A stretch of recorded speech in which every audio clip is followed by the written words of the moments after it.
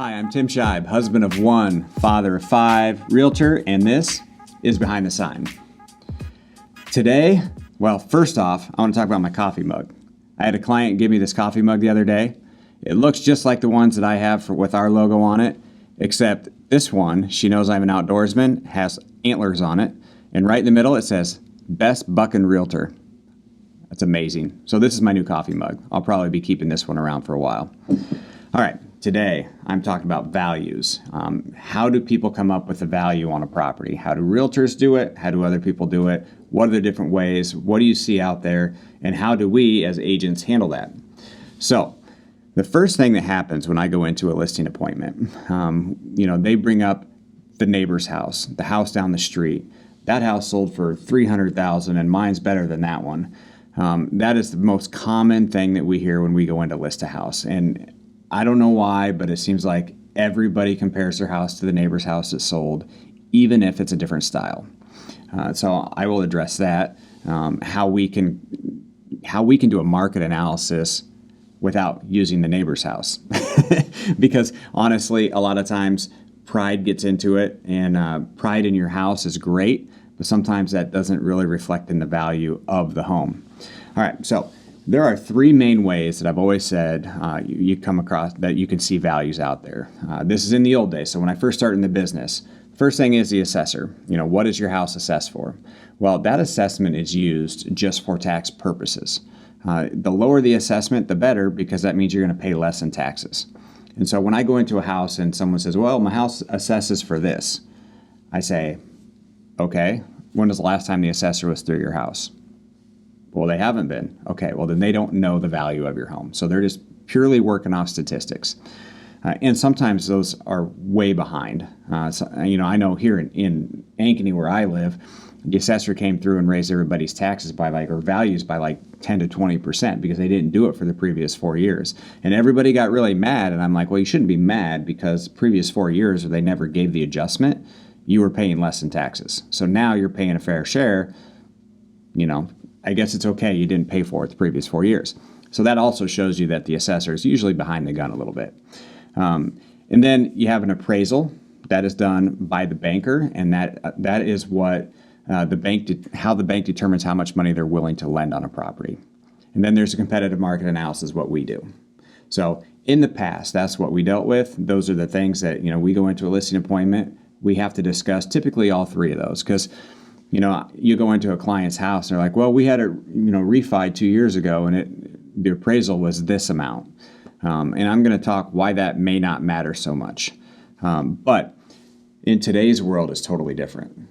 We have a little thing called the internet, and the internet has advanced, and websites and apps have come to play in the last 10 years. The number one is Zillow. I've done a video about Zillow.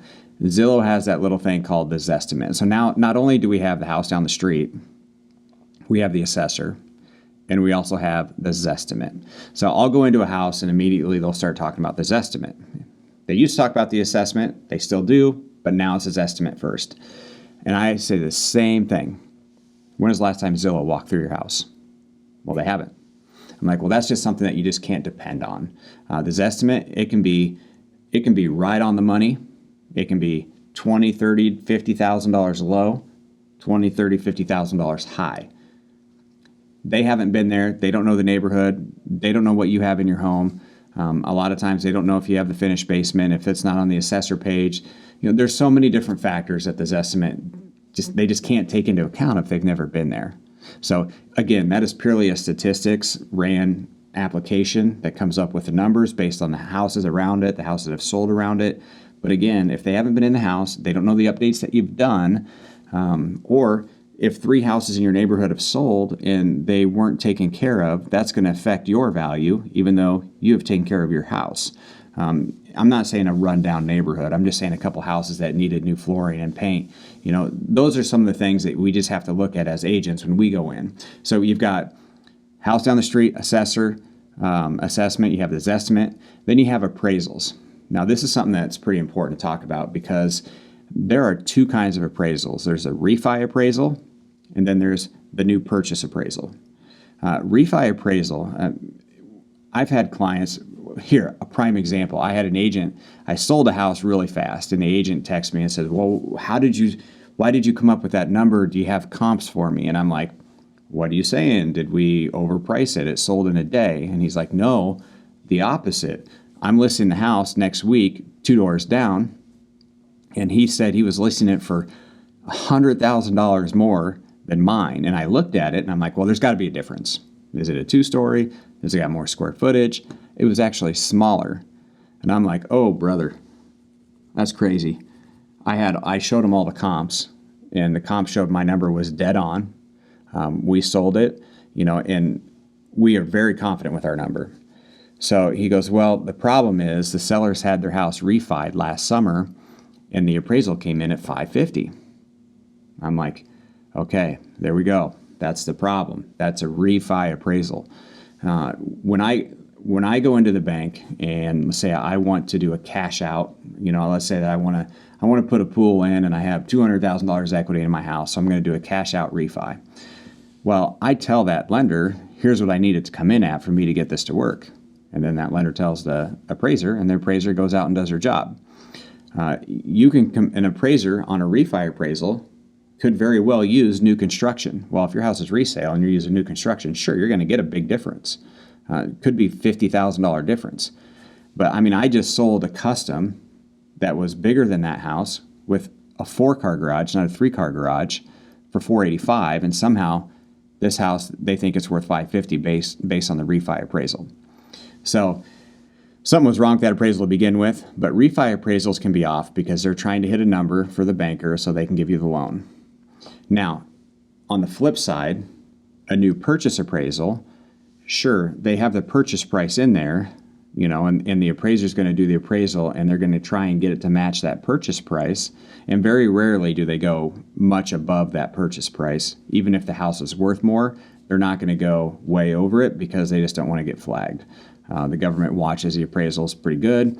But on a new purchase, they do want to hit that purchase price. But typically the purchase price isn't what the homeowner wants so they can build their pool, if that makes sense. Usually you say, well, my house is worth a little bit more, and they push the appraisal a little bit more to get higher and higher for that refi. So the refi appraisal you have to be really careful with. They can be pretty accurate, but they're also for refinance, not new purchase. So you have the house down the street, you have the assessment, you have the Zestimate, you have the appraisals, and then the third one is the competitive market analysis. And that's what we do as realtors. And that has to do with looking at the comps, right? We're going to look at all the comps just like the appraiser does. But then we also have to do a little bit of our gut instinct or our experience will help us say, this is what a buyer is going to pay for your house. Not necessarily like an appraisal, they're not going to take into account the brass fixtures. They might a little bit, but not as much as a buyer might. They're not going to take into account the paint scheme or maybe the carpet needs replaced or there's still carpet in the bathrooms. We know that buyers will care about that. We know buyers care about wallpaper. And so our value might be a little bit different than what an appraisal value is. And we really have to dig deep and we really have to come up with a good number to what we think that buyer is going to walk in the house and they're going to say, you know what, I'm willing to spend this for your house.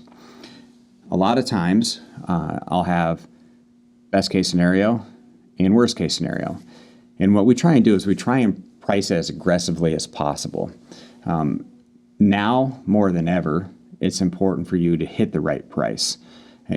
In the past, it was too, because what we don't want to do is we don't want to put your house on the market and let's say we'll go 10 high and just see if we get an offer. You go 10 high and you don't get an offer. And then you start dropping it. And then you get to that price where you should have listed it at the beginning. And since you've dropped it 4 times, you have to accept less. If you would have priced it right at the beginning, you might have sold it right away for full price because someone else didn't want someone else to nab it because they knew it was a good deal. And you could have net more money if you would have priced it right from the beginning. So I always encourage my sellers to price it aggressively. Let's hit the right number. Let's hope it's the right number and hit the right number. That way we can get you the most money in your pocket. And if in this market, like I said, now more than ever, in this market, we know if you hit the right price, we're severely low on inventory. We know if you hit the right price, we could get multiple offers. And if we get multiple offers, then you might sell it for more, which means you still hit the right price because you got market value out of it. So it's very important to get that right price. In this market, if we are a little above, I make very quick and precise adjustments. So if someone says, you know what, we want to try for 10 grand over, I say, well, we're going to try it for a week or 5 showings. Because in this market, if we have 5 showings and no offers, or if we go a week with no offers, people are going to look at this house and they're going to go, and this sounds nuts, right? It sounds absolutely bonkers. But they're going to look at it and say, it's been on the market for a week. What's wrong with it? Which it used to be, it's been on the market for 2 months, 3 months. What's wrong with it? Today's market, 1 to 2 weeks, people are like, I wonder why it's been on the market for a couple weeks, because everything else is selling pretty much in a day or two. So you really have to be careful when you price a home. Going back to what I said earlier with unique properties. I had a really unique property. It was, $1 million home, and she had the most beautiful finishes in the house, but it was really colorful, and the layout was a little bit different, and it was a really artsy style home. And it sat out on 7 acres, and it was a beautiful property. I absolutely loved it. I couldn't have lived there with my family because the layout wouldn't have worked, and nor could a lot of people. But it was probably worth $1.5 million, and pretty easily worth $1.5 million, honestly, with the stuff that she had in it. But we had to list it at $1 million because 1.5, we knew that buyer just didn't exist in this area because it was really, really artsy, and in the Midwest, you just don't see a whole lot of that. So we had it listed for $1 million for a little while, and here's the conversation we had to have with them. And I say this with all my unique properties. We could list your home and at the high price and try and get you what the value is, and we could risk holding it for a year or longer waiting for that one perfect buyer. If that one perfect buyer doesn't show up, then you may not sell your home. Or we can list it down here where we're pretty certain we're going to get an offer, and you might, we had, let's say 925, that's where we had it listed. We dropped it to 925. We can drop it to 925 where we know we're going to get it sold. That's a good thing, right? We're going to get it sold. Even though that perfect buyer might walk in the next day who would have paid $1 million for it. So with a unique property, you can shoot for the stars and hope that perfect person's out there. But if they don't show up in that first month, there's a good chance that they're not going to show up. And so you just kind of have to price it where a ready, willing, and able buyer is going to pay for it. And that's where the appraisal comes in. If it would have sold for $1 million, it would appraise for $1 million. If we sold it for $925, which we did, obviously it appraised for $925. So market values are difficult for us to come up with. To hit that number perfect, it's pretty tough. But through experience, we start to get a pretty good feel on where things are priced, where they need to be priced, if they're high, if they're low. But just keep in mind, the assessor never walks through your home, and it's very important to walk through a home before you price it. Neither does his estimate. In your neighbor's house, it doesn't matter. Unless it's the exact same house, the exact same finishes, and exact same condition, don't worry about the neighbor's house. And refi appraisals, they are strictly for refinancing. They're not for a new purchase. So they might give you benchmarks, and they may be dead on, but there's a chance they could be off. So make sure you listen to the agent that comes into the house and says, this is what I feel a ready, willing, and able buyer will pay for your house. And that is how we come up with market value.